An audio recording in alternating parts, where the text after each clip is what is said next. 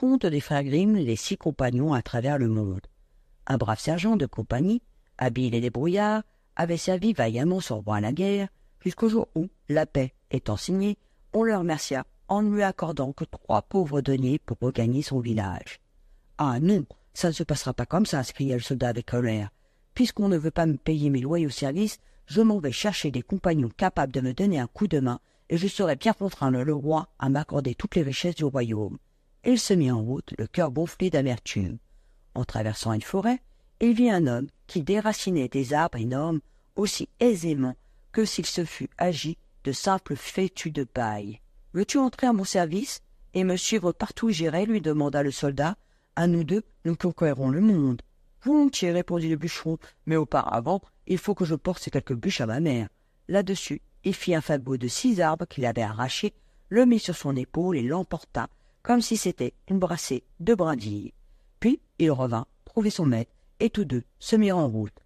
Au bout de peu de temps, ils aperçurent un homme agenouillé dans l'herbe, l'arquebuse à l'épaule, prêt à tirer. « Hé, chasseur, que vises-tu donc ?» lui demandèrent-ils. « À demi d'ici, une mouche est posée sur la branche d'un chêne. Pour l'avoir du premier coup, je vise son œil gauche. »« Viens donc avec nous, lui dit le soldat. À nous 3, nous conquérons le monde. » Le chasseur les suivit. Les 3 compagnons débouchèrent sur une vaste plaine où les ailes de 7 moulins à vent tournaient à toute vitesse sans que le moindre souffle d'air agitât la plus petite feuille. « Voilà qui est extraordinaire !» s'écria le soldat. « Il n'y a pas de bruit, je me demande comment ces ailes peuvent tourner. » Et il continua son chemin avec ses 2 serviteurs. À demi de là, ils virent un homme à califourchon sur une branche d'arbre qui se bouchait une narine et soufflait par l'autre. « Que fais-tu donc là-haut, souffleur ?» lui cria le soldat. « À demi d'ici, il y a 7 moulins, répondit l'homme. « Regarde, je souffle pour les faire tourner. Viens donc avec nous, lui dit le soldat. À nous 4, nous conquérons le monde. » Le souffleur descendit de son arbre et se joignit à eux.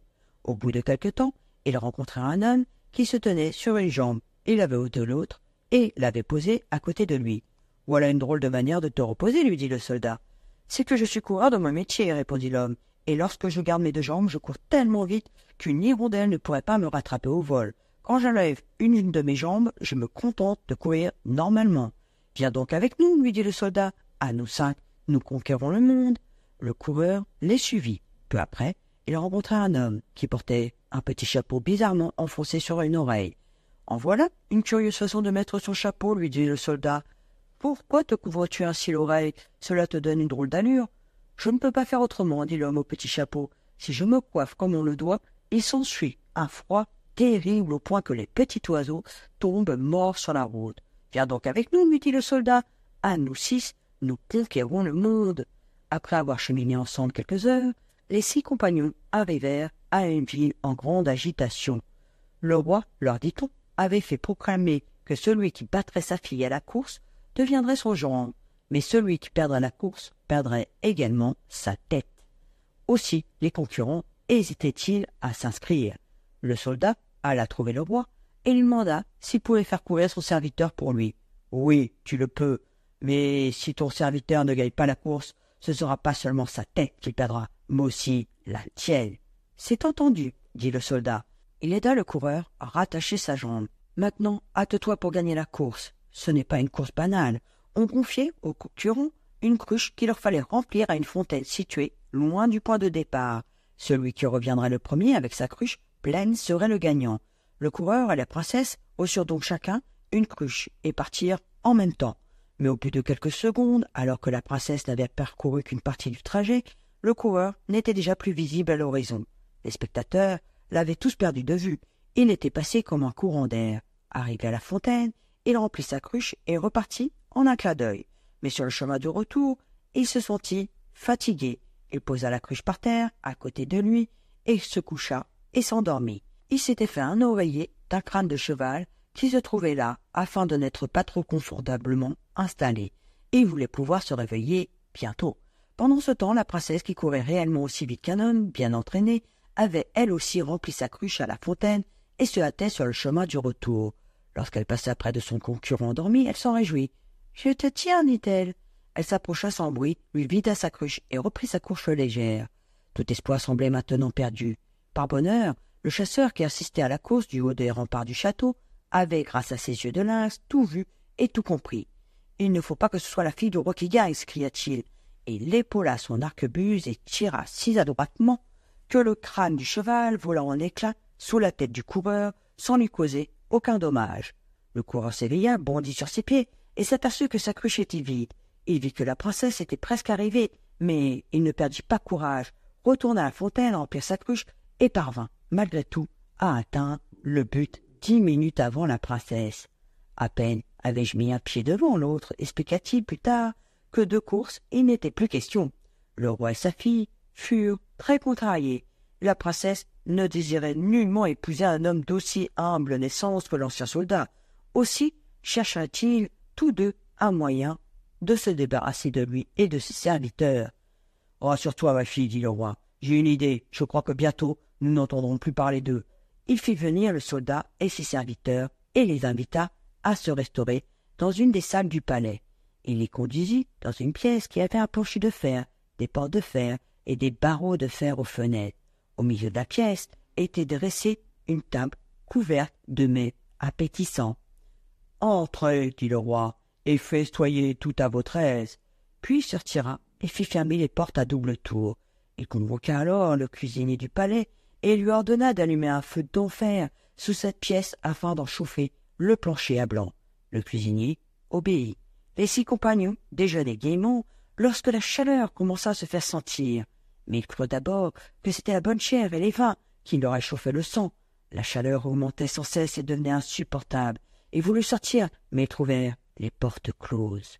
Ils comprirent alors qu'ils étaient tombés dans un piège et que le roi n'avait pas d'autre intention que de les faire rôtir. « Il en sera pour ses frères, dit l'homme au petit chapeau. Je m'en vais provoquer et geler tel que le feu n'aura plus qu'à mourir de honte. » Il mit son chapeau droit sur le sommet du crâne, et à l'instant même un froid glacial envahit la pièce, au point que les sauces gelèrent dans les plats. Au bout de 2 heures, le roi pensa que le sort des 6 compagnons était définitivement réglé.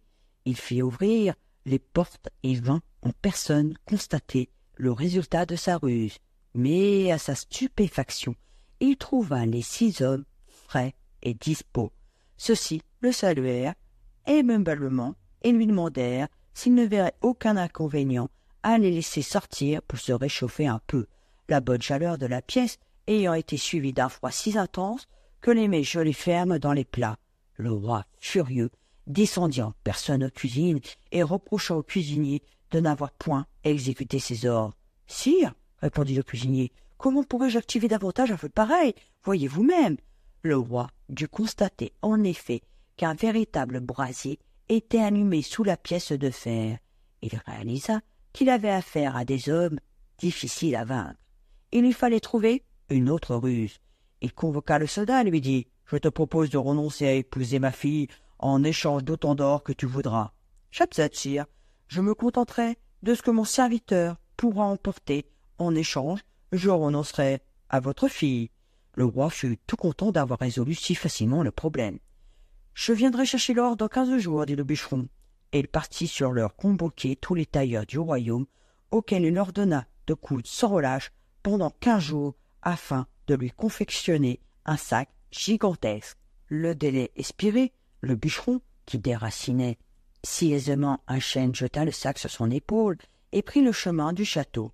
« Ciel !» s'écria le roi, saisi de crainte à sa vue. « À quel genre d'homme ai-je affaire pour qu'il arrive si allègrement, avec sur le dos un ballot de toile qui a la taille d'une maison? Tout mon trésor va y passer. » Il fit apporter une tonne d'or par 16 de ses serviteurs les plus forts. Le bûcheron la prit d'une main, la mit dans le sac et dit « Pourquoi n'en apportez-vous pas plus à la fois? Le fond de mon sac n'est même pas rempli. » Peu à peu, le roi fit apporter tout l'or de ses caisses, que le bûcheron enfouissait dans son sac. Mais le sac n'était encore qu'à moitié plein. « Faisons venir d'autres, dit l'homme avec ses broutilles, nous sommes loin du compte. » 7000 voitures chargées d'or arrivèrent de tous les coins du royaume.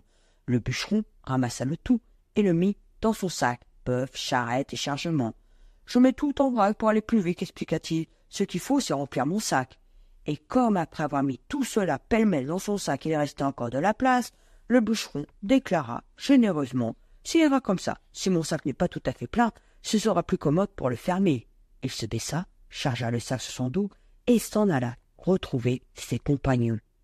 En voyant cet homme emporter à lui seul toutes les richesses du royaume, le roi eut une crise de rage. Il fit mettre en selle sa cavalerie et lui ordonna de poursuivre les 6 compagnons et de reprendre le sac du bûcheron. 2 régiments rattrapèrent bientôt les 6 hommes et leur crièrent, dès qu'ils les virent, « Rendez-vous, vous êtes prisonniers ! Et toi, l'homme au sac, pose ton fardeau à terre, sinon nous ne ferons pas de quartier. »« Que dites-vous » s'écria le souffleur. « Nous sommes prisonniers. Bah, c'est bien vous qui allez danser, et vous allez voir quelle danse !» Et le souffleur, se bouchant une narine, souffla avec l'eau sur les 2 régiments, qui s'éparpillèrent dans les airs, chevaux par-ci, cavaliers par-là, jusque par-dessus les montagnes et haut dans le ciel bleu. Un sergent-major, qui était emporté par le tourbillon, cria grâce alors qu'il passait au-dessus des 6 compagnons.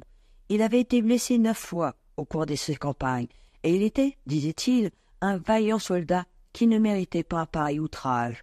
Le souffleur souffla un peu moins fort pour lui permettre de reprendre pied sans se faire mal. « Va trouver ton roi, lui ordonna-t-il, et dis-lui qu'il cesse d'envoyer des cavaliers à notre poursuite, parce que je les balayerai tous d'un souffle. » À lui de ce message, le roi dut se résigner à obéir. « Qu'on laisse en paix ces gaillards, ils sont trop forts pour nous. » Les 6 compagnons s'en retournèrent chez eux après avoir partagé leurs richesses, et ils furent tous très heureux jusqu'à la fin de leur jour.